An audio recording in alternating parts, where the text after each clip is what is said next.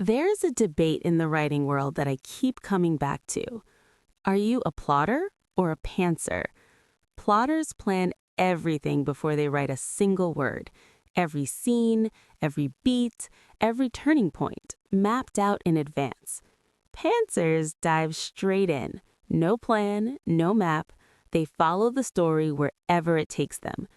If you've spent any time in writing communities, you know how heated this debate can get.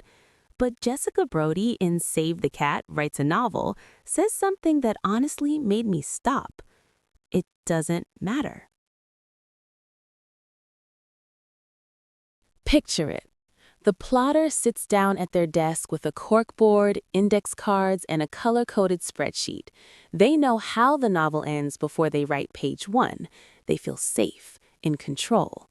The pantser opens a blank document and just starts. They trust the story to unfold on its own.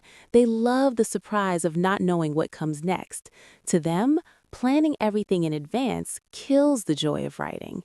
Each of them thinks the other is doing it wrong, and both of them are right about one thing: their process works for them. Personally, I land somewhere in the middle. I like certain story points to have a clear purpose, but I don't fight the story. If it pulls me somewhere more interesting, I follow. Brody makes a distinction that changed how I think about this. She separates process from structure. Process is how you write: before, during, after, with an outline or without. That's personal, that's yours. But structure is something else entirely. Structure is what makes a story work, and it has nothing to do with when you apply it. A pantser can write a messy, exploratory first draft, then come back to the beat sheet and revise. Look at where the story works and where it doesn't. A plotter can use the beat sheet before writing a single word, as a map. Someone in between can pull it out anytime they feel lost. The beat sheet isn't a cage, it's a diagnostic tool. It works at any stage of the process. I want to pause here because I think pantsers often get a raw deal. When someone tells a pantser you need to outline, the pantser hears, "The way you write is wrong." But that's not what Brody is saying. She's not asking you to change how you write. She's asking you to understand what you're writing toward.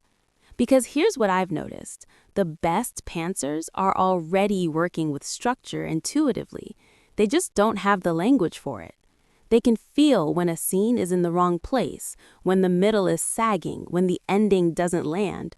They're responding to structure even without ever studying it. What the Save the Cat beat sheet gives a pantser is vocabulary, the ability to look at a messy first draft and say, my catalyst needed to be here. My midpoint feels empty because of this. It's not a threat to the way you write. It's a map you can pull out after you've been wandering for a while. Plotters aren't off the hook either. Some plotters spend so much time planning that they never actually write the novel. The outline becomes a tool for procrastination. Others become so committed to their outline that when the story wants to go somewhere unexpected, somewhere better, they ignore it because it's not in the plan. Brody's approach invites plotters to stay flexible. The beat sheet is allowed to change as you write. That's not failure. That's the story telling you something. The skill is in recognizing it, updating the map, and moving forward. Structure isn't a rigid track you're locked onto. It's a living document. So if plotter versus pantser doesn't matter, what does? Brody's answer is simple. Does your story have a hero who changes? That's it.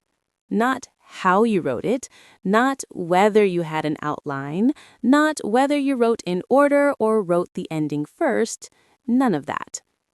Does your hero enter the story one way and leave a different way? Is there a wound, a transformation? Did the events of the story make that change necessary? If the answer is yes, you have a story. If the answer is no, It doesn't matter how perfectly you planned it or how freely you wrote it. Something is missing. After this book, I realized my method is not exactly wrong, but there is a lot of space for improvement. I was closer to being a pantser, but I was applying structure without knowing it. Now I have the tools to do it more deliberately.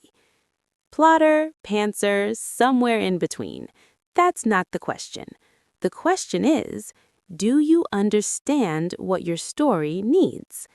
And that's exactly what we're going to explore together, one beat at a time. In the next video, we'll look into the opening image, your novel's first scene, and why it matters so much more than most writers realize. See you then.